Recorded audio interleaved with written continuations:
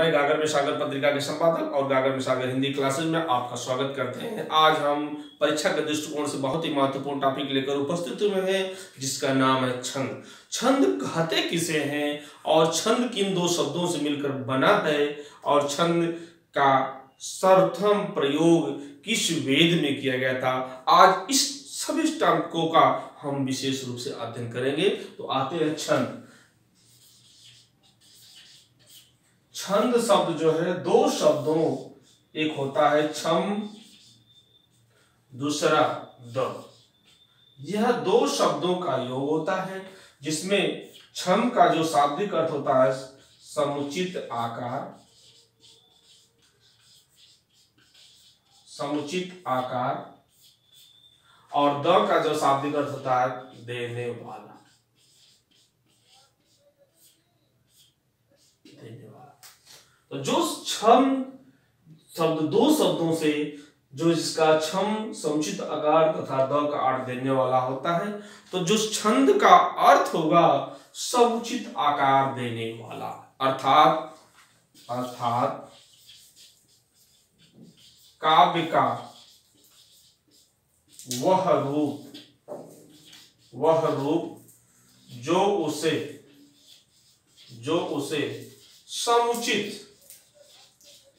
समुचित आकार प्रदान करे, समुचित आकार प्रदान करे, उसे हम क्या कहते हैं? छंद कहते हैं। उसे हम छंद कहते हैं। कहने का तात्पर्य है, कह रहा है शब्द जो है दो शब्दों से मिलकर जो समुचित अर्थात काव्य का वह रूप जो समुचित आकार प्रदान करे, उसे हम क्या कहते हैं? छंद कहते हैं। अब प्रश्न ये खड़ा होता है कि छंद शब्द है किस धातु से मिलकर बना। तो जो छंद शब्द है वह संस्कृत के, जो छंद शब्द है संस्कृत के छद धातु से मिलकर बना है और उसमें असन प्रत्यय है, असन प्रत्यय। यह दो शब्द छंद शब्द जो है संस्कृत के छद धातु से मिलकर बना है और उसमें असन प्रत्यय लगा हुआ है। आप जानते हैं प्रत्यय शब्द के अंत में लगता है और धातु जो आपकी है छद, जिसका अर्थ होता है प्रसन्न करना, प्रसन्न करना, आच्छादित करना,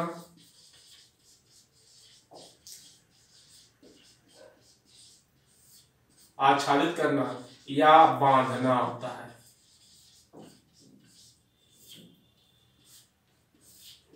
जो छंद शब्द जो है वो संस्कृत के छद धातु से मिलकर बना है और उसमें असन प्रत्यय लगा हुआ है, जिसका अर्थ होता है प्रसन्न करना या आच्छादित करना या बांधना। जो छंद का शाब्दिक अर्थ होता है बंधन। जो रचनाएं छंदबद्ध होती है या छंदों से बंधी होती है वह वह पद के अंतर्गत आती है, और जो छंद से विमुक्त होती है या छंदों में किसी प्रकार का कोई बंधन नहीं होता है वह गद्य के अंतर्गत आती है। तो इस तरीके से कह सकते हैं कि काव्य की लयात्मक प्रवृत्ति ही छंद कहलाती है। काव्य की लयात्मक प्रवृत्ति क्या कहलाती है? काव्य की लयात्मक प्रवृत्ति ही छंद कहलाती है। काव्य की लयात्मक, इसमें लयबद्धता होती है, छंद कहलाती है। काव्य की लयात्मक प्रवृत्ति ही क्या कहलाती है? छंद कहलाती है। अब प्रश्न बहुत ही महत्वपूर्ण खड़ा होता है कि जो छंद शब्द है वो छंद शास्त्र के प्रवर्तक कौन है? प्रवर्तक, छंद शास्त्र के प्रवर्तक कौन है? यह परीक्षा में जो यूपी टेट में कहीं न कहीं पूछा भी गया और पूछा भी जाता है कि छंद के शास्त्र के प्रवर्तक कौन थे। तो छंद शास्त्र के प्रवर्तक आचार्य पिंगल है। आचार्य पिंगल या आचार्य पिंगल, जिनकी रचना का नाम है छंद सूत्र। छंद सूत्र, इनकी रचना का नाम क्या है? छंद सूत्र है। किंतु एक उससे बहुत महत्वपूर्ण प्रश्न आता है कि छंद शब्द का सर्वप्रथम प्रयोग किस वेद में किया गया था? तो छंद शब्द का सर्वप्रथम प्रयोग ऋग्वेद में किया गया था। किस वेद में किया गया था? ऋग्वेद। छंद शब्द का सर्वप्रथम प्रयोग ऋग्वेद में किया गया था, जो सबसे प्राचीन वेद माना जाता है। ऋग्वेद सबसे प्राचीन वेद माना जाता है और वेदों की जो संख्या होती है वो 4 होती है। किंतु एक प्रश्न बहुत ही महत्वपूर्ण, आचार्य भरत मुनि जो रस संप्रदाय के प्रवर्तक थे, इन्होंने पंचम वेद भी माना है, जिसका नाम था नाट्यशास्त्र। इनको पंचम वेद की उपाधि से नवाजा था। तो इस तरीके से छंद शास्त्र के प्रवर्तक कौन थे? तो आचार्य पिंगल। छंद शब्द का सर्वप्रथम प्रयोग किस वेद में किया गया था? तो छंद शास्त्र का प्रवर्तक ऋग्वेद में किया गया था। और छंद शब्द 2 शब्दों से मिलकर बना है, छम धंध, जिसमें समुचित आकार देने वाला। जबकि छंद शब्द संस्कृत के छद और असन प्रत्यय लगाने से जिसका शाब्दिक अर्थ होता है आच्छादित करना, बांधना या प्रश्न करना होता है। अब प्रश्न ये खड़ा होता है कि छंद कहते किसे? आप छंद कहते किसे?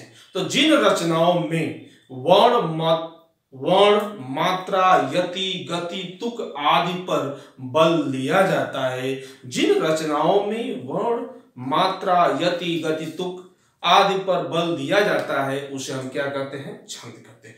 छांदोग्य उपनिषद के अनुसार, छांदोग्योपनिषद के अनुसार,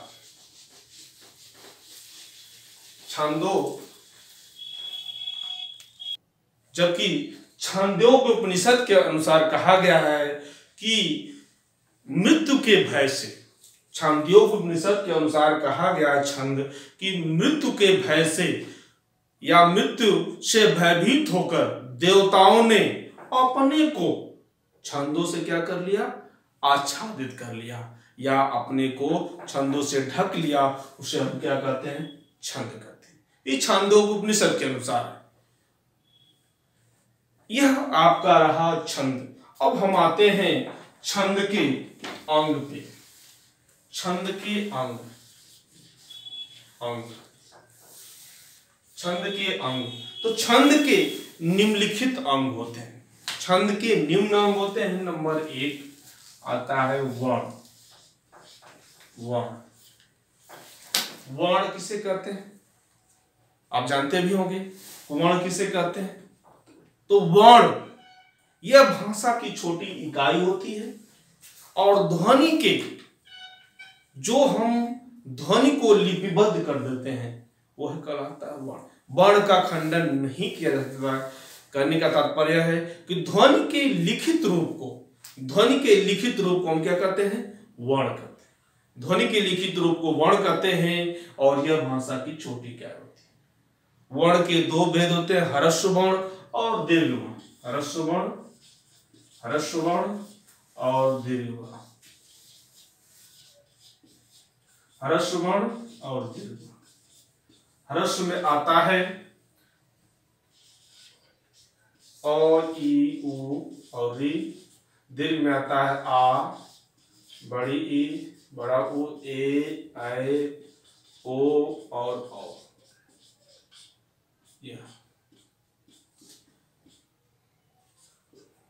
यह ह्रस्व वर्ण और दीर्घ वर्ण। वर्ण किसे कहते हैं? ध्वनि के लिखित रूप को क्या कहते हैं? वर्ण कहते हैं। और वर्ण के उच्चारण रूप को क्या कहते हैं? ध्वनि कहते हैं। मतलब ध्वनि का जो लिपिबद्ध रूप होता है, लिखित रूप होता है, वर्ण कहलाता है और वर्ण का जो उच्चारण रूप होता है वो ध्वनि कहलाता है। वर्ण के कितने भेद होते हैं? 2 भेद आपके सामने है, ह्रस्व वर्ण, दीर्घ वर्ण। यह भाषा की छोटी इकाई होती है। अब हम आते हैं वर्ण के बाद मात्रा। वर्ण के बाद आते हैं मात्रा। मात्रा किसे कहते हैं? मात्रा तो कह रहा कि किसी स्वर वर्ण के उच्चारण में जितना समय लगता है वही उसकी मात्रा कहलाती किसी स्वर वर्ण के उच्चारण में जितना समय लगता है वही उसकी मात्रा कहलाती है। यदि अधिक समय लगता है तो दीर्घ मात्रा होती है, और जिसकी दो मात्रा होती है। यदि कम समय लगता है किसी वर्ण के उच्चारण में तो एक मात्रा, उसको लघु भी कर सकते हैं। इस तरीके से मात्रा, और मात्रा होता किसी का है? स्वर का। मात्रा किसकी होती है? स्वरों की। तो मात्रा किसे कहते हैं? किसी स्वर वर्ण के उच्चारण में जितना समय लगता है वही उसकी क्या कहलाती है? मात्रा कहलाती है। अब आते हैं यति। यति यदि किसे कहते हैं? तो छंदों को पढ़ते समय जहां पर हम थोड़ा सा विराम लेते हैं, छंदों को पढ़ते समय जहां पर हम थोड़ा सा विराम लेते हैं, उसी विराम स्थल को क्या कहते हैं? यति कहते हैं। छंद को पढ़ते समय जहां पर थोड़ा सा हम विराम लेते हैं, उसी विराम स्थल को क्या कहते हैं? यति कहते हैं। जैसे मान लीजिए कोई एग्जाम्पल हम पढ़ते हैं, जैसे मान लीजिए एग्जाम्पल लेते हैं, मेरी भव बाधा रो। जैसे मेरी भव बाधा हरो, राधा नागरी सोए, राधा नागरी सो। तो यह जो थोड़ा सा हम विराम लेते हैं यही यति है आपकी। जहां पर थोड़ा सा विराम लेते हैं उसी विराम स्थल को क्या कहते हैं? यति कहते हैं। अब आता है तीसरा, चौथा, गति। तो छंदों को पढ़ते समय एक प्रकार के प्रवाह की अनुभूति होती है, एक प्रकार की धारा की अनुभूति होती है, जिसे हम क्या कहते हैं? गति कहते हैं। तो छंदों को पढ़ते समय एक प्रकार की प्रवाह की जो अनुभूति होती है उसे हम गति कहते हैं। अब आता है 5 नंबर पे, 5वें नंबर पे, पहले नंबर पर हो गया वर्ण, दूसरे नंबर पर हो गया मात्रा, तीसरे नंबर पर हो गया यति, चौथे नंबर पर हो गया गति। अब आते हैं तुक। किसे कहते हैं? तुक। तुक तुक को छंद का प्राण कहते हैं। तुक को क्या कहते हैं? तुक को छंद का प्राण कहते हैं। तुक को क्या कहते हैं? छंद का प्राण कहते हैं। तुक को छंद का क्या कहते हैं? प्राण कहते हैं। अब प्रश्न आता है कि तुक कहते किसे हैं? तो जहां पर चरणांत में या पदांत में, जहां पर चरणांत में अर्थात चरण के अंत में या पदांत में, पद के अंत में अक्षरों की समानता पाई जाती है, उसे हम क्या कहते हैं? तुक कहते हैं। कहने का तात्पर्य है कि जहां पर चरण के अंत में अक्षरों की समानता पाई जाती है उसे हम क्या कहते हैं? तुक कहते हैं। जैसे आप एग्जाम्पल कोई पढ़ते हैं चरण के अंत में, वह कहलाता है आपका तुक। तुक तुक को आपने देखा, तुक किसे कहते हैं? छंदों के चरणांत में या पदांत में, छंदों के चरणांत में या पदांत में जो अक्षरों की समानता पाई जाती है उसे हम तुक कहते हैं। चरण के अंत में, जैसे आप कोई एग्जांपल लेते हैं, रहीमन पानी राखिए, बिन पानी सब सून। अब पानी गए न उबरे, उबरे, पानी गए न उबरे, मोती मानुष चून। अब ध्यान दीजिए, यही आपका तुक कहलाता है। चरण के अंत में जो अक्षरों की समानता पाई जाती है यही आपका क्या कहलाता है? तुक कहलाता है।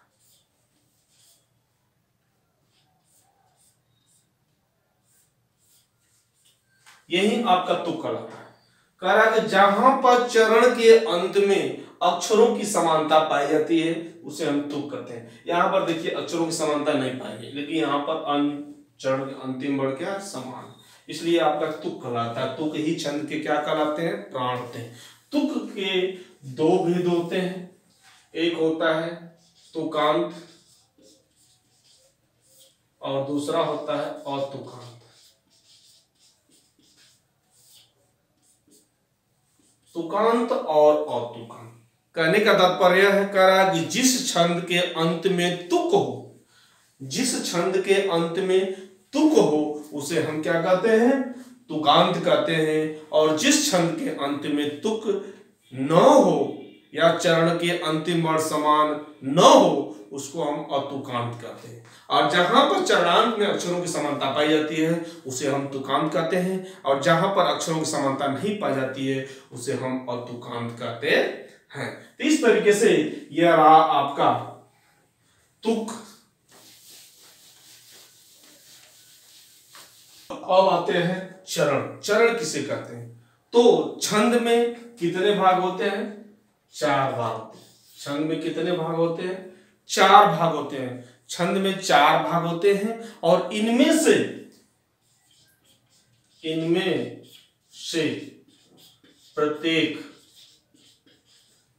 प्रत्येक को चरण कहते हैं।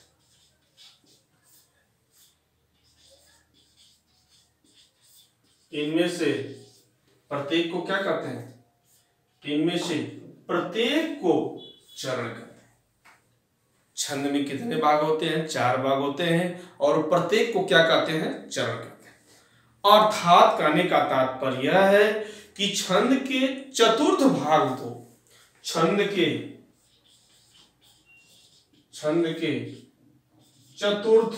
चतुर्थांश, उसमें चतुर्थ भाग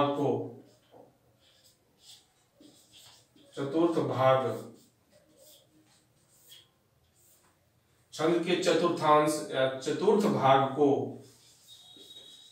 क्या कहते हैं, चरण। छंद के चतुर्थांश या चतुर्थ भाग को क्या कहते हैं, चरण कहते हैं। अब चरण के 2 भेद होते हैं, एक समचरण होता है,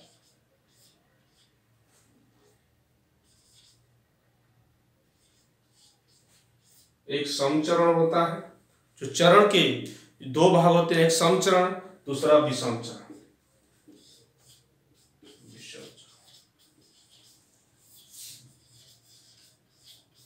पहला समचरण होता है और दूसरा क्या होता है, विषमचरण। समचरण का मतलब होता है जो आप छंद पढ़ते हैं, जो 4 भाग होते हैं, छंद में जो 4 भाग होते हैं उसके प्रथम और तृतीय चरण, प्रथम व तृतीय चरण, यह दोनों विषम चरण के अंतर्गत आते हैं। और द्वितीय और चतुर्थ चरण किसके अंतर्गत आते हैं, समचरण के अंतर्गत आते हैं। कुछ छंदों में, अब हम नोट लेते हैं, नोट। कुछ छंदों में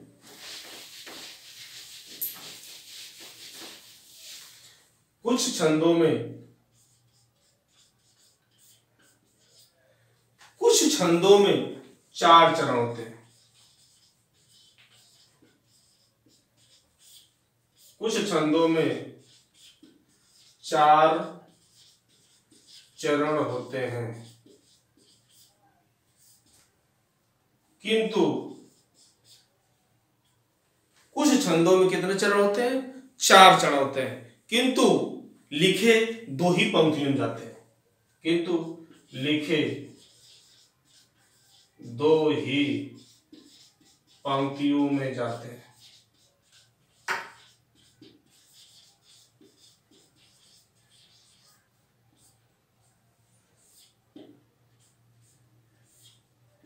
किंतु लिखे 2 ही पंक्ति में जाते हैं, जैसे दोहा, सोरठा। ये दोहा और सोरठा जो है 4 चरण होते हैं किंतु 2 पंक्तियों में लिखे जाते हैं। इसमें 2 आते हैं, दोहा और सोठा। दोहा और सोठा 2 छंद आते हैं, 4 चरणों में लिखे जाते हैं किंतु 2 ही पंक्तियों में लिखे जाते हैं। 4 चरण होते हैं, लिखे तो कहे जाते हैं 4 चरण में, लिखे जाते हैं 2 ही पंक्तियों में। इस तरीके से यह आपके दोहा और सोठा इसके अंतर्गत आते हैं। छंद के भेद, वर्ण और मात्रा के अनुसार छंद के 2 भेद होते हैं, मातृ छंद, दूसरा वर्णिक छंद। मातृ छंद और वर्णिक छंद। पहला मातृ छंद। मातृ छंद के 3 पार्ट होते हैं, एक होता है सममातृ छंद, दूसरा अर्ध सममातृ छंद, तीसरा विषम मातृ छंद। विषम मातृ छंद में 2 छंद आते हैं, कुंडलिया छंद और दूसरा छप्पर। कुंडलिया जो छंद है दोहा प्लस रोला से मिलकर बना है। दोहा और रोला मिलकर कुंडलिया बनता है, और रोला प्लस उलाला, दोहा प्लस रोला से मिलकर बनता है कुंडलिया छंद, और रोला और उलाला से मिलकर बनता है छप्पर छंद। सममातृ छंद, अर्ध सममातृ छंद के अंदर 4 आते हैं, दोहा छंद, सोठा छंद, बरवय छंद और तीसरा उलाला छंद।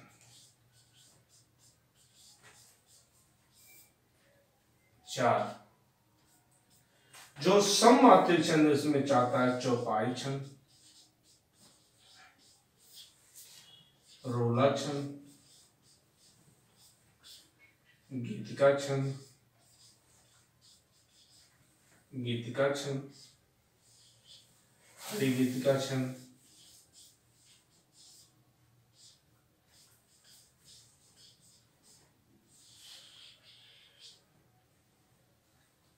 हरिगीतिका छंद, तोमर छंद, ये छंद आप इसमें मात्रिक छंद इसमें आते हैं। ठीक है, अब हम वर्ण और मात्रा के अनुसार जो हम छंद देखे, इसमें 2 भेद, मात्रिक छंद और वर्ण छंद। मात्रिक छंद कहते किसे, तो कहा जाता है जहां पर वर्णों की बजाय, अक्षरों की बजाय मात्राओं की गणना की जाती है, उसे हम मात्रिक छंद कहते हैं। और वर्णिक छंद किसे कहते हैं, जहां पर मात्राओं की बजाय अक्षरों की गणना की जाती है, उसे हम वर्णिक छंद कहते हैं।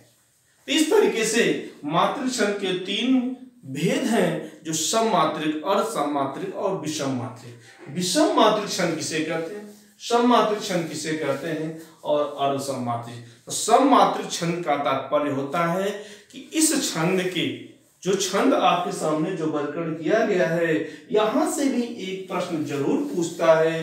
जैसे उदाहरण देगा कि दोहा छंद है,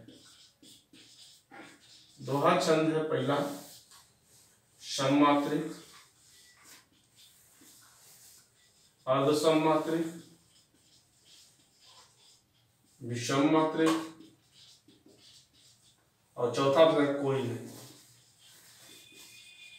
इस तरीके से आपके 4, पहला, दूसरा, तीसरा और चौथा। तो आपको पता है कि दोहा किसमें आता है, अर्ध सममात्रिक छंद। तो इस तरीके से सममात्रिक छंद कैसे किसे, तो इस छंद के प्रत्येक चरण में, जो प्रत्येक चरण होता है, उस चरण में मात्राओं की संख्या समान पाई जाती है।